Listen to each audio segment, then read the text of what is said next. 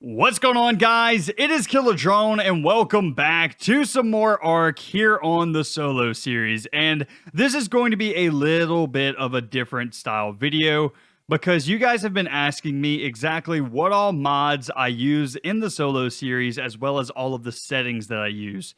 So right now I'm here in my Jeep Portal dashboard because they are a sponsor here on the channel, and I have a link down in the description if you guys are interested in any type of server hosting. But I'm here, that way I can show you guys all of the settings that we have that we use on the server. Everything that we do, everything that is on the back end that you guys don't see, we're going to cover here in this video today. So let's go ahead and let's get started with the mods. So first off, you're going to see that there's two lists of mods. All of these here are things that I don't use because they didn't work. All of the things in this list here are things that are currently active on the server. So I'll just go ahead and I'll go through these very quickly and exactly what they do as well. So first off, we have the Crystal Clear mod. All the Crystal Clear mod does is it makes it to where you can see very clear underwater. This is basically just something that helps you guys whenever I make videos. That way you guys can see underwater and it's not like dark and hazy and looks terrible. That way we don't have to have the goggles on all the time. It's just more of a quality of life thing for the video's sake. So really not anything game changing there, but it is a mod that we are using. Next is Pfister's All Fog Remover. The reason that I have this is because fog in this game is a pain in the butt to get rid of. You can check this off in server settings as well and turn it off that way, but I have it here in a mod as well, so you can do it either way. You can either disable fog through the server settings or you can just install this mod. Doesn't particularly matter. This just gives you a craftable item. That way you can just place it down. Next, we have Structures Plus. A lot of you guys probably already know what this is, but this allows you to pull items in and out of inventories, as well as gives better snap points to certain items in the game. So you can make a S plus style building instead of a normal building, and it's going to look the exact same, but the S plus building will have the ability for additional snap points to where things just kind of snap better, because the normal vanilla Ark mechanics, especially on PC, are just garbage. So this is a necessary mod for pretty much anybody that's playing on PC. Even some of the official servers have Structures Plus at this point because it's that good of a mod. Next thing we have is the Gyrosphere. Now, this is something that I just kind of put in because I thought it would be fun to play around with one day. It's literally exactly what it sounds like. It adds in a gyrosphere into the game to where you can ride around your world without being attacked. And I figured one day we might do like a tour or something like that of the base, and having a gyrosphere in order to get around to all of our different locations could be really, really cool. So that's what that is. It's not a game-changing mod by any means. It just adds something kind of interesting in. Next is the Castles, Keeps, and Forts Medieval Architecture. This is something that I use quite a lot, actually. All of my walls, all of my workshop, all of my dino storage area is all made with Castles, Keeps, and Forts Medieval Architecture. It is a mod, but it is only a structural mod. It doesn't change any of the values of crafting a wall. Basically, what I did was I edited the ini file for this particular mod. So a wall in this costs the exact same as a wall in vanilla Ark. So this is one that people, the second that they click on my series, they see this type of building stuff and they're like, oh, this is modded. And, you know, they kind of click off or they don't want to see it or something like that. It just makes for prettier buildings. That's all it does. It's not cheaty or anything like that.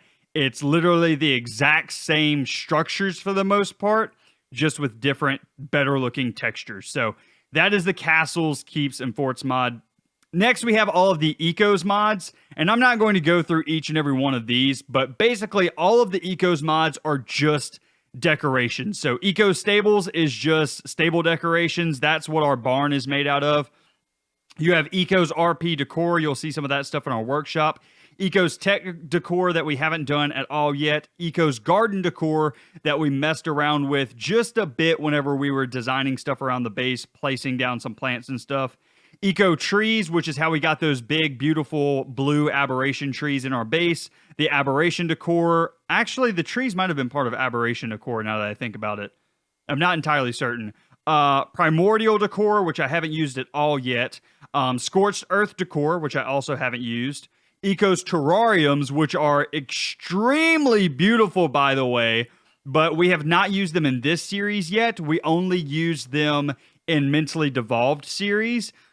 And actually, we didn't even use them. Only Tasty Penguin, I think, has actually made any of the terrariums, but they look sick. I would really like to get into this at some point very, very soon on the Ark Solo series. I think that would be absolutely amazing, just to have like an entire room filled with these terrariums, because they're that cool looking. Next up, we have Eco's camping decor, which, once again, I haven't used at all. Eco shop decor, I haven't used, but I do have plans for using it in the future, and it's basically just so you can set up little shopping stands around the map. And then the last thing that we have is Ultra Stacks. This is, if there's anything in this list that is cheaty, it's Ultra Stacks. The rest of this is more quality of life or just making things look pretty. Ultra Stacks, however, makes it to where you can stack items up to like 2,000 or 10,000 or something like that. And the reason that I installed this mod was I'm not able to log into the server every single day in order to feed my dinos. So it makes sense for me to just stockpile up 10,000 raw meat and just leave it in the server running.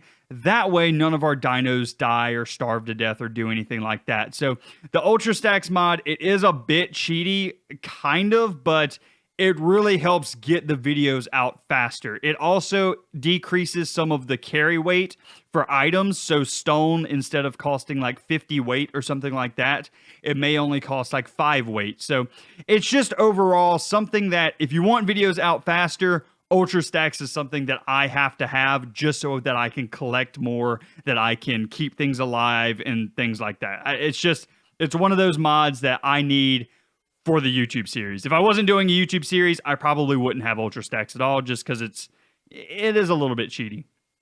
All right, moving on, we're going to go ahead and scroll down here and we will get into some of the game settings. I'm going to scroll a little bit slowly. That way you guys can see some of the stuff. As you can see, we do have the archaeology event still on the server. But let's go into gameplay settings. So allow third person is off, server hardcore off. Basically, all of this stuff, for the most part, is completely normal. There's nothing out of the ordinary here. I have the server not set in PvE, just in case I ever one day want to bring on guests, because I have like a mini game or something that I want people to try. So I have it in PvP mode, but since I'm the only person that's on the server right now, that doesn't really matter. Allow cave building is off in PvE. That's because I want it to be as close to official servers as possible. All structure locking I don't need because it's a single player world. Unlock all engrams. I already have all the engrams unlocked, so that's not an issue either. Okay, moving on. Global voice chat. None of this really matters for chat settings because, once again, I'm the only one on the server. Now, into the general settings. This is probably the most stuff that is changed for my playthrough. So let's go ahead and let's get through this. Show map player location is on. Difficulty offset is 1. So let me explain difficulty offset. Difficulty offset is the normal range of creatures inside of Ark ranges from 1 to 30. So what this difficulty offset does is set that to default. Now, what the override official difficulty does is it will actually act as a multiplier for this difficulty offset.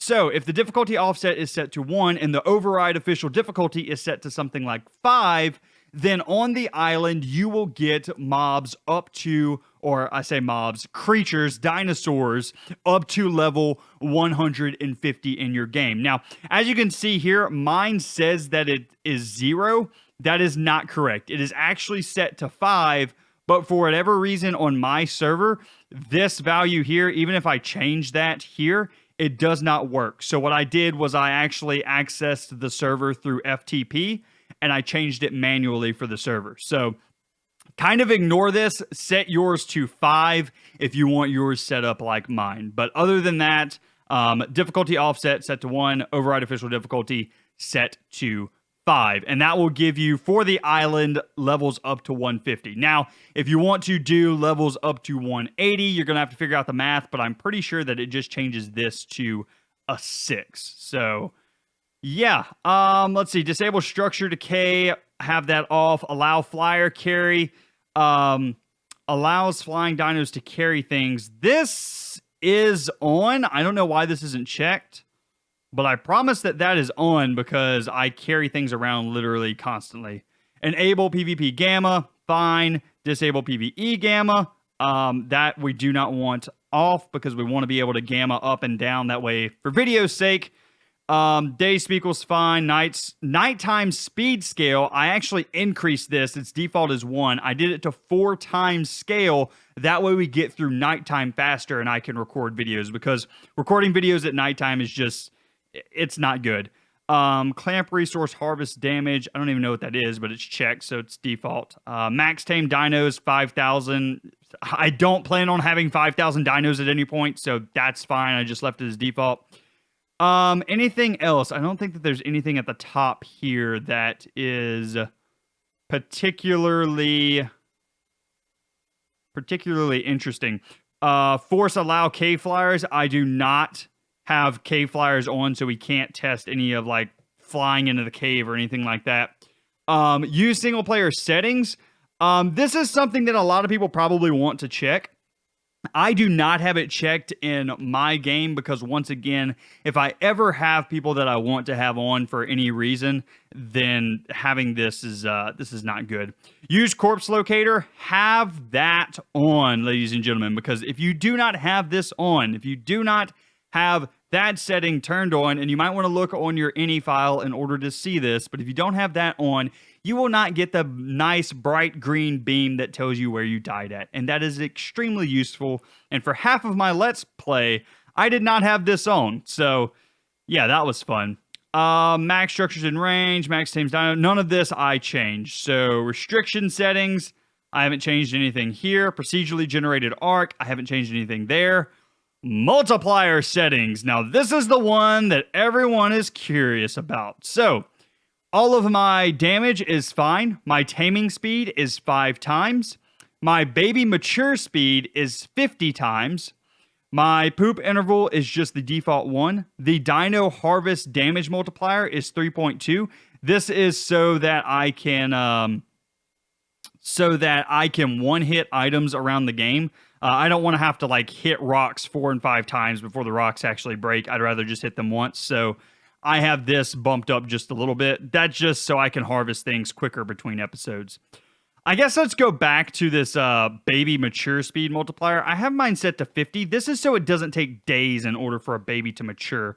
Also, you'll see here that the mating interval multiplier is set to 0.0000001 or something like that. It's basically 1e to the negative 14.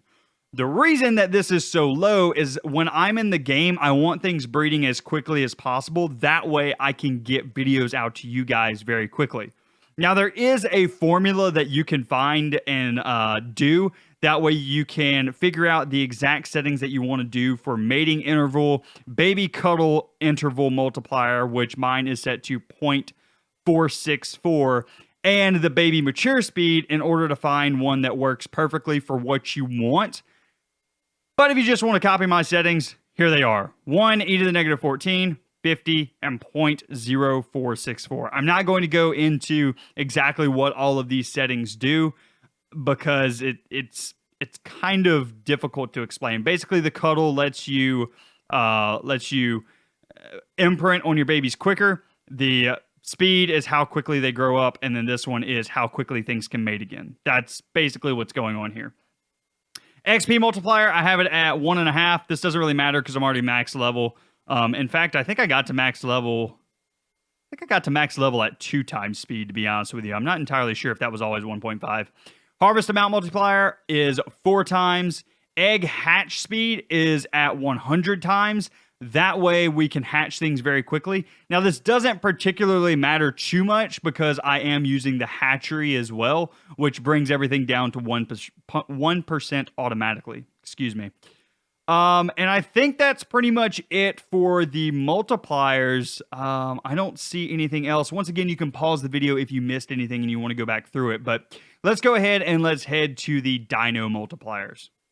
All right, ladies and gents, so here are all of our dino multipliers, or kind of our player and our dino multipliers. So player stats, I have everything at default, 1, 1, 1, 1, 1, 1, 1, except for weight. I have weight at 3 times weight just so that I can carry around more. And also with the Ultra Stacks mod, this allows me to basically be a walking, talking storage chest, basically. It just allows me to carry a bunch of stuff. That way we don't spend most of the episode organizing and doing stuff like that. However, I do probably need to get an organization system going at some point. Dino Wild stat multiplier. As you can see, everything is set to default except for weight once again. And then for the tamed dino stat multiplier, this is all technically the default stats for, well, except for weight, obviously, but everything else should be the default stats for dinos. So health is 0.2 for tamed dino stats multiplier. So if you put a level into one of these guys, you're only going to get 0.2% of the health. Stamina is 1, torpidity is 1, oxygen's 1, food's 1, water, blah, blah, blah, blah, blah. Melee damage multiplier is 0.17 is the default. So I don't particularly like that, but that's the default value. And then weight is 3 times. So that's pretty much all of the settings that you guys need to know in order to set everything up, other than the configuration files. But showing you guys all of the configuration files would take way, way, way too long to cover into a video. So basically, I'll just give you guys a rundown of it.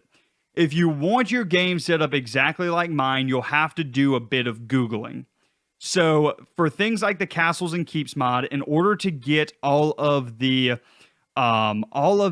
levels the exact same, or I guess all of the materials costing the exact same as they would for the vanilla materials, there's actually a role-playing group that has already posted it on the ARC forum. So all you have to do is copy and paste that into your any file.